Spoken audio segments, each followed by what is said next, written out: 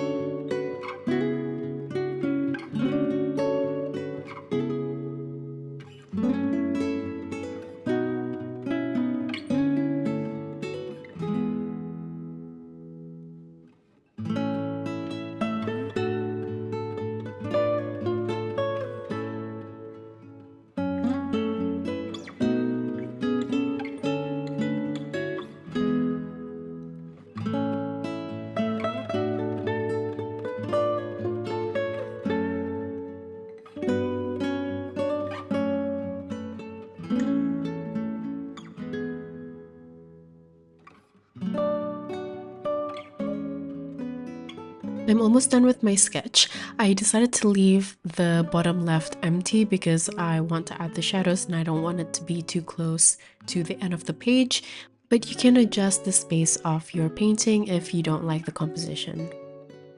Next, here are the colors that I'll be using. Firstly, this is Permanent Green No. 1 by Holbein, Sap Green by Holbein, Ultramarine Deep by Holbein, Grey of Grey by Holbein, Prussian Blue by Holbein, Burnt Umber by Holbein, Quin Red by Daniel Smith, Permanent Yellow Deep by Holbein, Gem Brilliant Dark by Schmincke.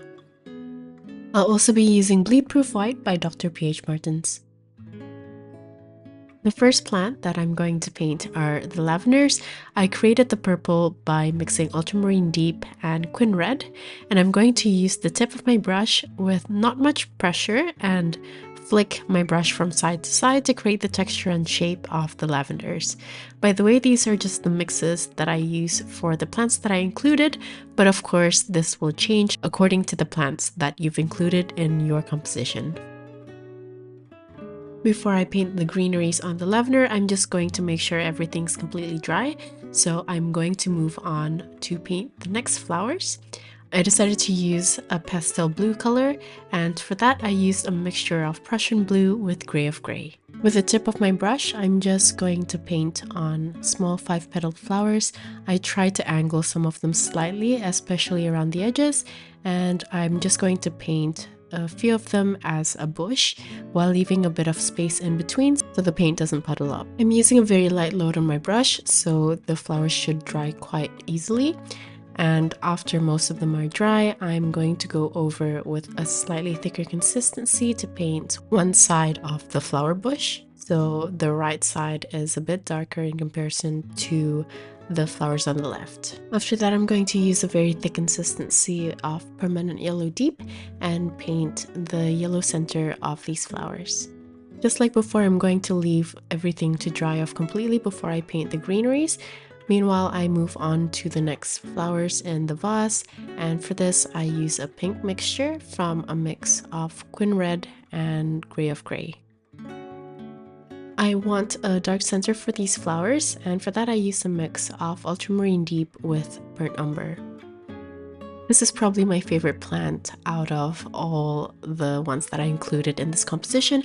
I mix Quin Red with Ultramarine Deep and Gray of Gray in a thin consistency to paint on this very light purple color, almost pink, for all the small leaves. And I'm just going to play around with the consistency, so some parts are a bit darker and some parts are a bit lighter. For some of the lighter purple leaves, I'm going to layer on a light consistency of permanent green, just so there's a variety of colors. I'm going to leave that to dry and move on to the next plant. For this one, I'm going to paint rosemaries, and I use a mixture of Ultramarine Deep with Sap Green to create a bluish green color. I like to also play around with the ratio of colors, so some parts of the leaves might be a bit more blue and some parts a bit more green. I use the medium consistency for this with quite a light load on my brush. This way, whatever I paint on dries quite easily, and it's okay for me to move around for a little bit and then go back to layer on and pile on more leaves on top without the colors blending and puddling with each other.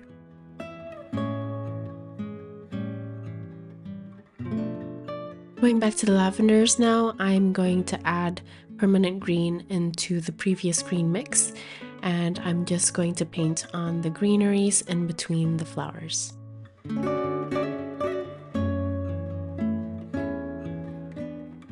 For the leaves of the blue flowers, I'm going to mix the dark brown with the previous green mix, and this will create a dark green. I'm going to use this to paint in between some of the flowers. This way I get to frame the flowers to make the shape a bit more clear.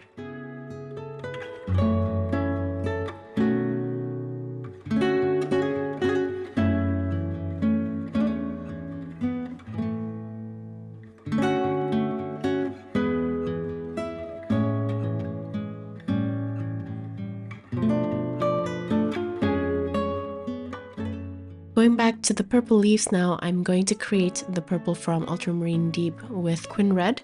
This time I'm going to add Burnt Umber and also the previous green mix to create a really dark muddy purple, and I use a medium consistency of this to paint in between some of the leaves so the plant looks a bit more lush. I'm also going to use the same color to paint very thin branches, and I just use the very tip of my brush for this, but you can also use a smaller brush. With the same dark purple mix, I use a medium consistency to add leaves in between the lighter ones that I've painted. This will just make the plant look a bit bushier, and it will also help with the depth. Next, I'll be painting the pothos. It's up to you what tone of green you want to paint this. I just added permanent green into the previous dark green mix, but I also want to add some permanent yellow or some sap green later on just to vary the greens. And I'm painting each shape of the leaves for now, just to make the shapes quite distinct. And just like the previous plants, I'll add darker green leaves behind the ones that I've already painted to add depth to the composition. For the dark green mix, I like to use sap green as the base green, and then I like to add ultramarine deep or Prussian blue for a bit more of a bluish green, but to darken it, I also add a little bit of burnt umber. With the dark green, I like to create leaves again, but I try to paint these ones behind the lighter ones that I've painted earlier. This way, the darker ones look like it's at the back.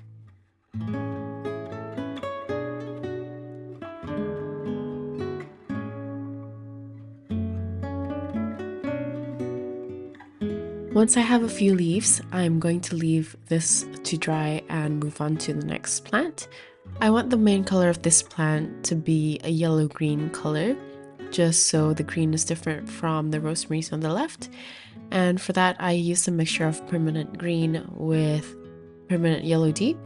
And just like the previous plants, I like to play around with the ratio and also the consistency so the colors are varied.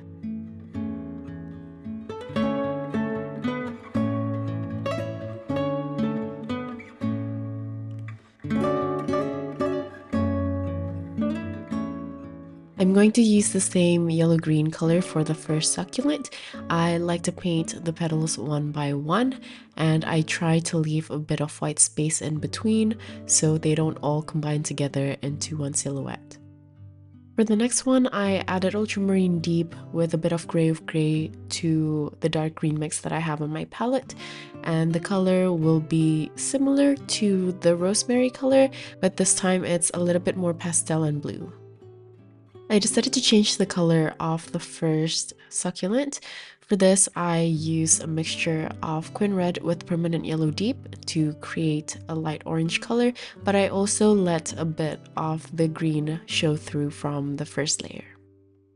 And as for the third succulent, I'm going to use the yellow-green mix. I painted each of the petals just like the previous succulents, and this time I used the same color to add the stems. I'm also going to use the same green in a medium to thick consistency to paint the leaves for the flowers on the vase. For the Sansevieria leaves, I want to paint the base color as a really light yellow. So I used the previous yellow-green mix, but I added permanent yellow deep, and I'm painting this in a very thin consistency.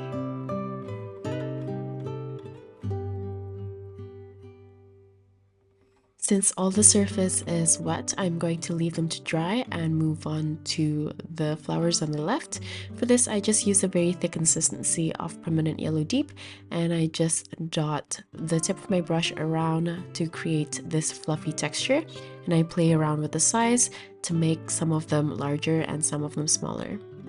For the stem, I used sap green as the base color, and I mixed it with the dark greens that I have left on my palette. Next, I'm going to go back to the Sansevieria.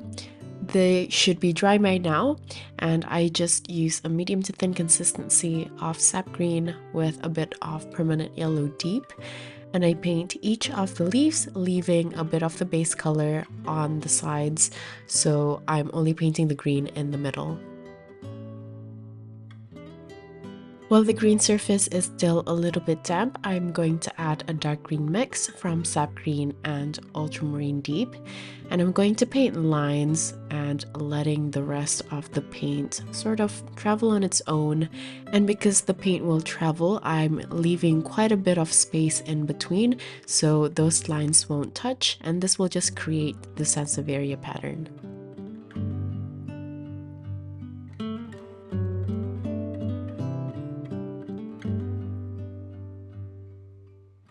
Using the same dark green mix, I'm going to add darker leaves to the lavender for a bit more depth, and I'm also going to add more leaf textures for the blue flowers as well. Still using the dark green mix, now I'm going to use the tip of my brush, or you can use a smaller brush, to paint the stems on the pothos. I try to make the lines quite curved to make them more dynamic, and after that I'm going to add more leaves to make the plant look more lush.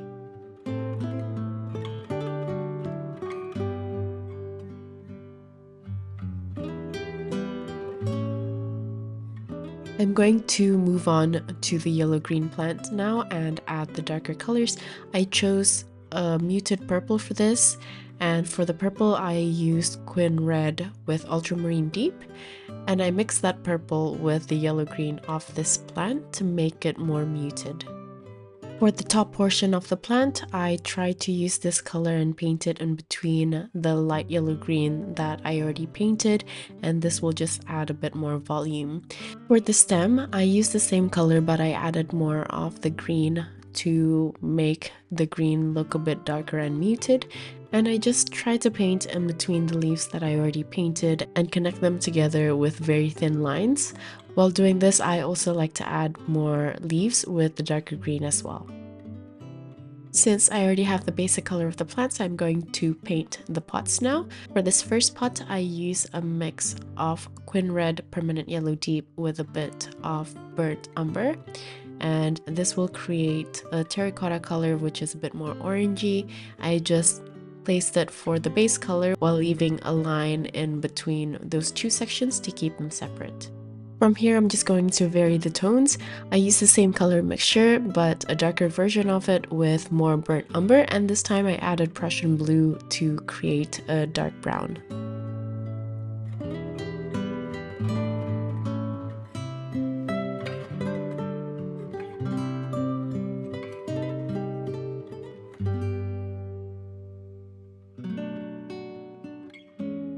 For this one, I used the same terracotta mix as the first pot, which is a bit more orange, so this has more permanent yellow deep and Quin Red. For this next one, I use the same brown mix as the second pot, and I use a thinner consistency. For all the pots, I'm just going to use these four colors with Permanent Yellow Deep and Quin Red as the main mix because it creates a really nice rich orange color, and I'm going to use the brown and the Prussian blue to vary the tone slightly. You can also play with the ratio and with the consistency to create different value as well. And I'm just going to keep doing this for all the pots. I'm also going to layer on a darker version of the color to create shadows underneath the plants as well.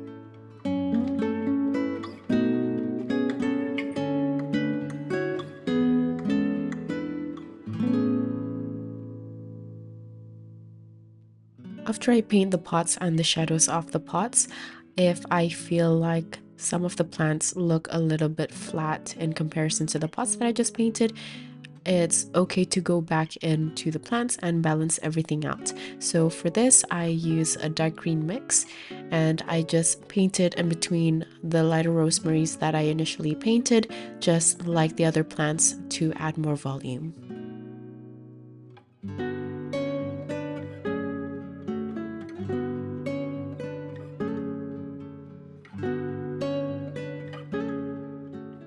For the glass vase, I used a mix of gray, Jean Brilliant Dark, and also the color for the rosemary, which is a bluish green color. And I first use a thick consistency to paint an outline of the glass vase. Then I just clean and dampen my brush to pull some of the colors inwards.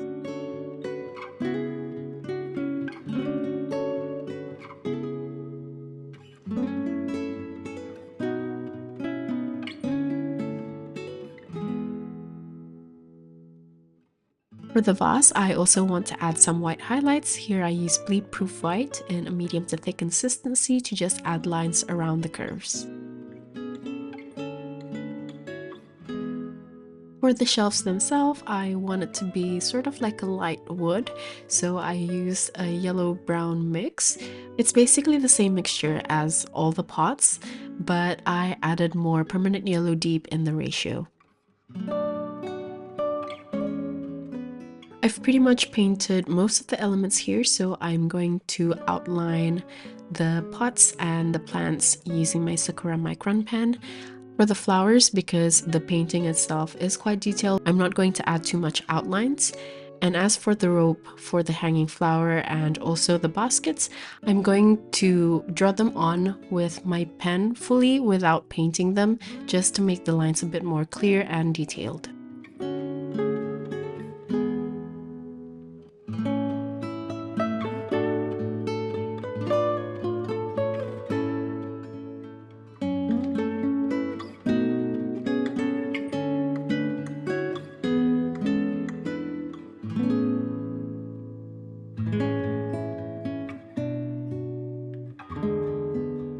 For the texture of the rope, I'm going to just do some scribbles to make the line a bit thicker and a bit more textured, and you can pick what sort of scribble you want to do for this, but this is just how I prefer to do mine, and I just find it easier this way. There's quite a bit to outline here, so I'm just going to do that, and I'll get back to you guys once I'm ready to move on to the next step.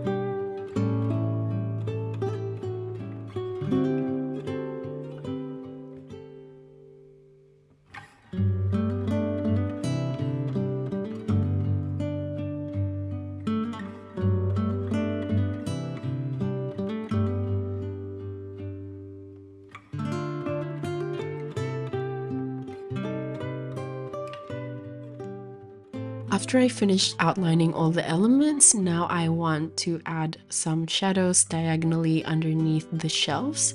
For this, I added Prussian blue into the brown mix that I already have on my palette, and this will create sort of a muddy brown color. I'm going to use quite a watery load, so the surface stays quite damp for a while. I'm going to paint a couple at a time, and while the surface is still wet, I chase it down with a bit more Prussian blue near the top portion of the shadow right underneath the shelves, and this will just create slightly more interesting color variation from the blue to the warm brown.